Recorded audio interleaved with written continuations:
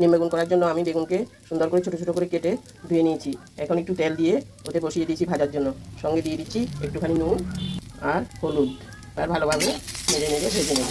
তেল অতিরিক্ত দেবো না, এটা শরীরের উপকারের জন্য করছি। নিম পাতা শরীরের জন্য খুবই উপকারী। ভালোভাবে ভেজে নেব।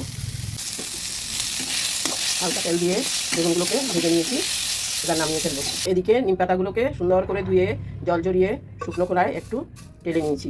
এবার দিয়ে দেবো কিছুটা ঘি। আঁচটা কমিয়ে ঘিয়ের মধ্যে ভেজে নিচ্ছি। নিম পাতাগুলোকে সুন্দরভাবে গুঁড়ো করে নিয়েছি। এবার দিয়ে দেবো বেগুন। পাতায় আর বেগুনে সুন্দর করে ভেজে মিশিয়ে নিয়েছি। এবার গরম ভাতের সঙ্গে পরিবেশন করব। হয়ে গেল নিম বেগুন। নিম বেগুনটা রেডি হয়ে গেছে, আমি পরিবেশন করে দেখালাম। গরম ভাতের সঙ্গে খাবেন। যাদের বেগুনের প্রবলেম তারা এখানে আলু দিলেও চলবে।